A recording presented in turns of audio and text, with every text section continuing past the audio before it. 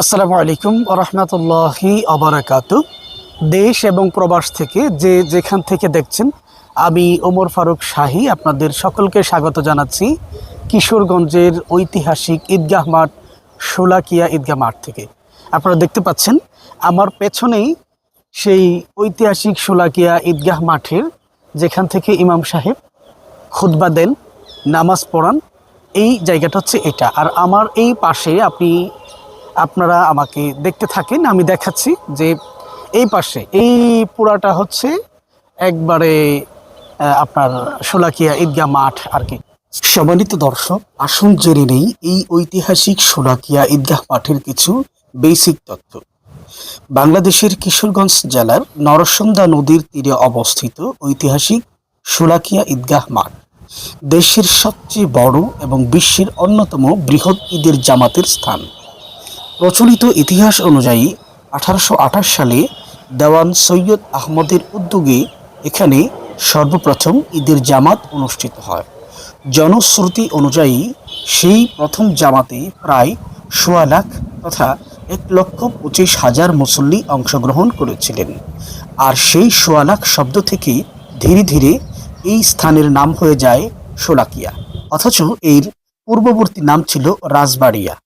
পরবর্তীতে 1950 সালে দেওয়ান মান্নাত দাদ খান ঈদগাহের জন্য 4.35 একর জমি ওয়াকফ করেন। সময়ের সঙ্গে এর পরিধি বেড়ে বর্তমানে প্রায় 7 একর এলাকা জুড়ে বিস্তৃত হয়েছে। বর্তমানে শোলাকিয়া ঈদগাহ মাঠে 265 কাতার রয়েছে। মূল মাঠে প্রায় 1,59,000 মুসল্লি একসঙ্গে নামাজ আদায় করতে পারেন। আর আশেপাশে রাস্তা, খোলা জায়গা সহ কয়েক লক্ষ মুসল্লি এই ঐতিহাসিক জামাতে অংশ নেন। 2026 সালের ঐতিহ্য বজায় রেখে এখানে 199তম ঈদের জামাত অনুষ্ঠিত হয় এবং যথারীতি ঈদের জামাত পড়ান আবুল খায়ের মোহাম্মদ সাইফুল্লাহ। দক্ষিণ পাশটা হচ্ছে গেট, এই গেট দিয়ে ঢুকতে হয়। আবার ওই পূর্ব পাশেও গেট আছে, উত্তর পাশেও গেট আছে। আবার এই দক্ষিণ পাশের যে গেট আছে, এখানে আপনারা দেখতে পাবেন যে দেয়ালের মধ্যে সারি কাতার, মানে কত নম্বর কাতার আছে এটা লেখা আছে।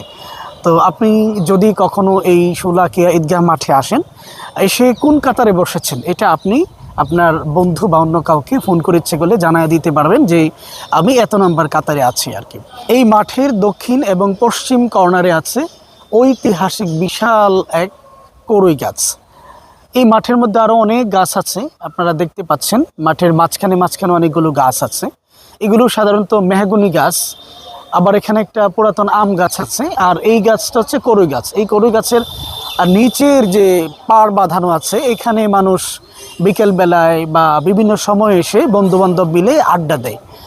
এই জায়গাটা খুবই চমৎকার, আসলে দেখার মতো, যেহেতু একটা ঐতিহাসিক জায়গা। তো আপনারা সবাই এই সম্পর্কে জ্ঞাত আছেন। আমি এই কিশোরগঞ্জ একটা প্রয়োজনে আসছিলাম।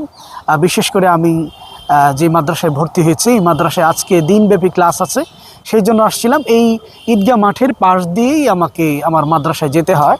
তাই ভাবলাম যে সময় যেহেতু হাতে আছে, আপনাদেরকে এই ঈদগাহ মাঠ একটু দেখাই, আমি নিজেও একটু দেখি এবং আপনাদেরকে এই বিষয়টা একটু দেখাই। যারা দূর থেকে দেখছেন তারা এটা উপভোগ করুন। পাশাপাশি আপনারা যদি কখনো আসতে চান, তাহলে এই কিশোরগঞ্জের ঐতিহাসিক শোলাকিয়া ঈদগাহ মাঠে আপনারা আসতে পারেন, নামাজ পড়ার জন্য আসতে পারেন, অথবা ব্লগ করার জন্য আসতে পারেন, দেখার জন্য আসতে পারেন।